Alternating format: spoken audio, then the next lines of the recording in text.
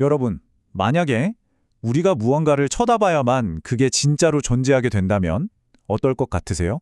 노벨상 수상자인 물리학자 안톤 차일링거는요, 바로 이 기막힌 질문에 평생을 바친 사람입니다. 자, 지금부터 그의 놀라운 세계로 함께 떠나보시죠. 이분의 철학은요, 딱 이 한 문장으로 정리할 수 있습니다. 흥미로운 것은 바로 우리가 이해하지 못하는 것이다. 그러니까 제일 재밌는 건 우리가 아직 모르는 거라는 거죠. 아니, 모른다는 걸 사랑하는 이 태도가 어떻게 그의 과학을 이끌었을까요? 자, 그럼 이런 질문이 생기죠. 아니, 대체 어떻게 모르는 걸 좋아하는데 세상을 바꾸는 발견을 할 수가 있었을까요? 이 개인적인 철학이 엄청난 과학적 성과로 이어지는 그 과정을 한번 따라가 보죠. 자, 첫 번째 파트입니다. 모르는 것의 즐거움. 도대체 이분의 호기심은 어디서부터 시작된 걸까요? 이거 되게 유명한 일화인데요. 학창시절에 그리스어 선생님이 어머니한테 얘는 희망이 없어요 라고 했대요. 진짜 그랬다니까요. 그런데 딱 1년 만에 최고의 학생 중 한 명이 된 거예요. 이때 아마 깨달았던 것 같아요. 아, 내가 진짜 마음만 먹으면 뭐든 할 수 있구나. 젊었을 때 자동차 엔진을 직접 분해해 본 적이 있었대요. 이게 이분의 사고방식을 진짜 잘 보여주는데요. 보통은 이 부품이 여기에 이렇게 들어가는구나 하고 말잖아요. 근데 이분은 거기서 멈추지 않았어요. 근데 왜 하필 밸브랑 베어링은 이 재료를 썼을까? 이렇게 근본적인 질문을 던진 거죠. 바로 그때 깨달은 거예요. 진짜 재밌는 건 내가 아직 답을 모르는 바로 이 질문들이구나. 자, 두 번째 파트. 과학자의 진짜 임무. 이런 생각이 연구에는 또 어떻게 적용됐을까요? 보통 우리 이렇게 생각하잖아요. 세계적인 석학이 고등학교 선생님보다 더 높다고요. 근데 차일링거는 이런 위계 질서 자체를 거부합니다. 이분한테 제일 중요한 건 딱 하나, 바로 열정이에요. 그 열정만 있다면 그게 최고의 연구자든 고등학교 선생님이든 전혀 다를 게 없다는 거죠. 그럼 차일링거가 생각하는 진짜 과학자는 어떤 사람일까요? 모든 걸 의심할 줄 아는 사람이고요. 또 상상력을 아주 중요한 도구로 쓸 줄 아는 사람이죠. 그리고 과학이란 건 혼자 잘나서 하는 게 아니라 도대체 지금 무슨 일이 벌어지고 있는 거지? 이걸 다 같이 알아내려고 하는 그런 공동 프로젝트라고 봤어요. 자, 이제 세 번째입니다. 관찰이 현실을 창조한다.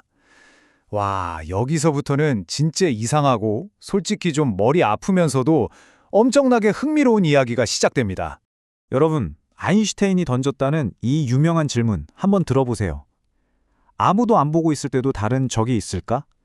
이게 그냥 철학적인 질문 같지만 사실 양자역학에서 말하는 관측 문제의 핵심을 그냥 제대로 찌르는 질문이에요. 옛날 물리학, 그러니까 고전 물리학에서는 간단했어요. 우리가 물 온도를 재면 온도계 때문에 물 온도가 살짝 바뀌잖아요? 그러니까 원래 있던 성질을 그냥 바꾸는 정도였죠. 그런데 양자역학은 이건 차원이 달라요.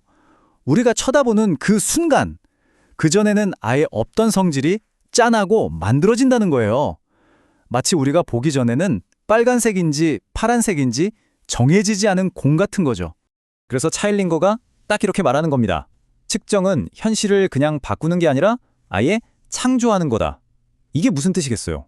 우리가 그냥 세상을 구경만 하는 게 아니라 사실은 세상을 적극적으로 만들어가고 있다는 얘기죠. 정말 놀랍지 않나요? 아니, 그럼 이 세상의 진짜 근본은 뭘까요? 우리가 만지는 이런 물질일까요? 차일링거의 대답은 아니옵니다. 바로 정보라는 거죠. 여기서 정보라는 게 뭐냐면 이 전자는 위를 보고 있나 아래를 보고 있나 이런 질문에 예 또는 아니오라고 답할 수 있는 그 가능성, 그 자체를 말해요. 바로 이 예, 아니오의 정보가 세상을 이루는 가장 작은 벽돌이라는 겁니다. 자, 네 번째 파트입니다. 물질 세계를 넘어서 이제 그의 생각은 물리학의 경계를 훌쩍 넘어 철학의 영역으로 들어섭니다. 차일링거는 이런 관점에 계속 의문을 던져요.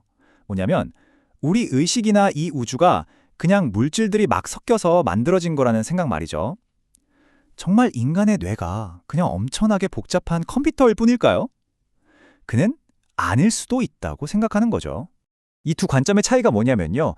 순수 유물론, 그러니까 물질이 전부라고 보는 쪽은 뇌는 기계고 모든 건 물리법칙으로 설명돼 라고 해요. 근데 차일링거는 글쎄 그것만으론 부족하지 않을까라고 말하는 거죠. 어쩌면 우리는 지금 뇌를 이해할 제대로 된 개념조차 없는 걸 수도 있다. 그리고 그 해답은 어쩌면 물질이 아니라 아까 말했던 그 정보에 있을지도 모른다는 거예요.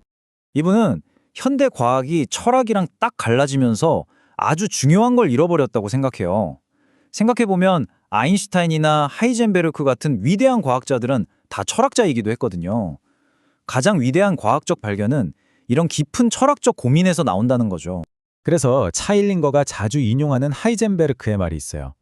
자연과학이라는 잔의 첫 모금은 당신을 무신론자로 만들 거다. 하지만 그 잔의 맨 밑바닥에는 신이 당신을 기다리고 있다. 와, 이게 뭘 의미하겠어요? 과학을 깊이 파고들수록 답이 나오는 게 아니라 오히려 더 거대하고 심오한 미스터리와 마주하게 된다는 거죠. 자, 이제 마지막입니다. 우리에게는 어떤 질문이 남아있을까요? 400. 이 숫자가 뭔지 아세요? 인류가 현대과학이라는 걸 시작한 지 고작 400년 정도 됐다는 겁니다. 13억 년 우주 역사에 비하면 이건 뭐 눈 깜빡할 사이도 안 되는 시간이잖아요? 우리가 얼마나 이제 막 걸음마를 뗀 상태인지를 보여주는 숫자죠. 차일링거가 왜 그렇게 겸손했는지 알 것 같죠?